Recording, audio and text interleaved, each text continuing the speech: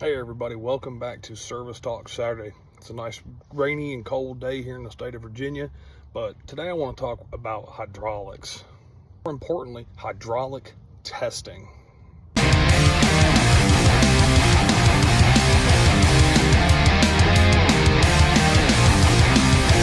saw it a lot before the TikTok ban, and now I'm seeing them again, is the ads for the V4 hydraulic test kit.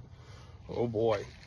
You know, I am a fan of buying tools that we can afford and buying what works, but I will be the first one to tell you that V4 set, for the price you're paying, is not worth the money.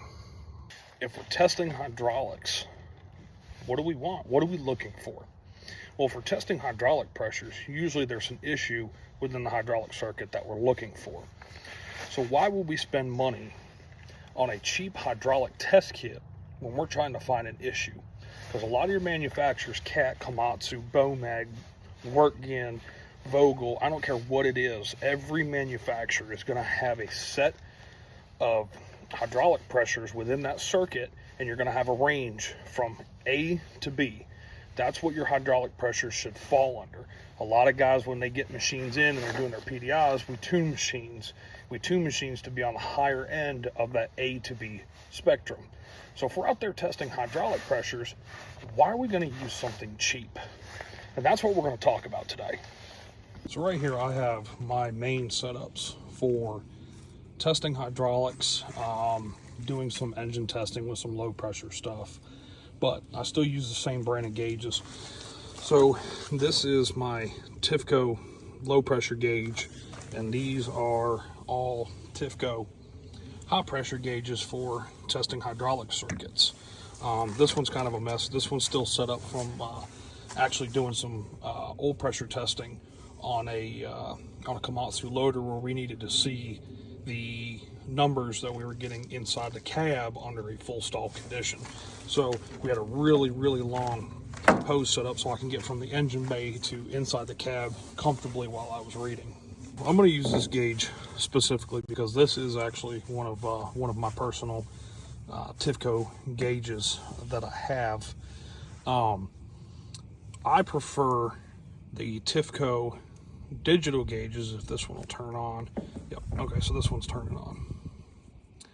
So I use the digital gauges versus your analog gauge for a reason.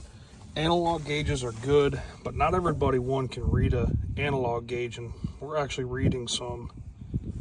What are we reading now? We're reading some pressures. Anyway, I prefer digital gauge setups over analog gauges.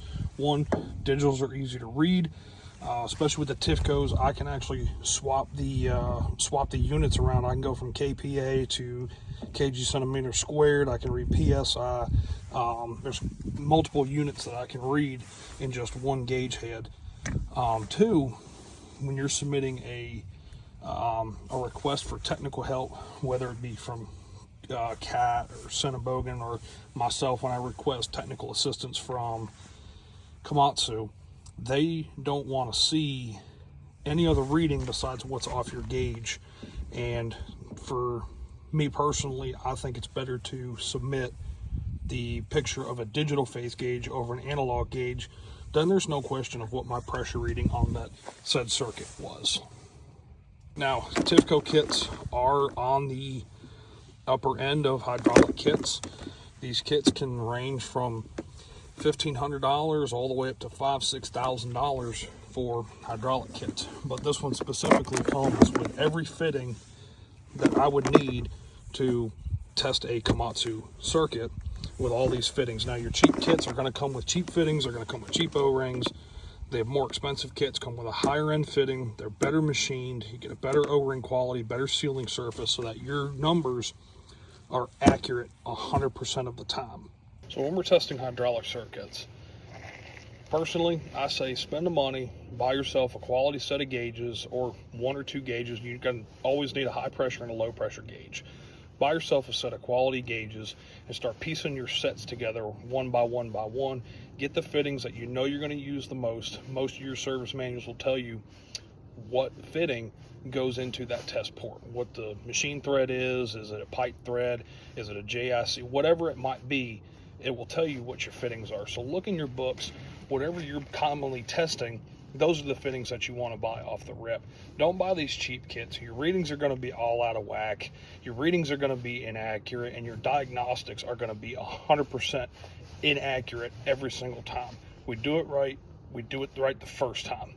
Thanks for coming to my Service Talk Saturday. We'll see you guys next week. Tell them all I lost my mind, but keep a lookout for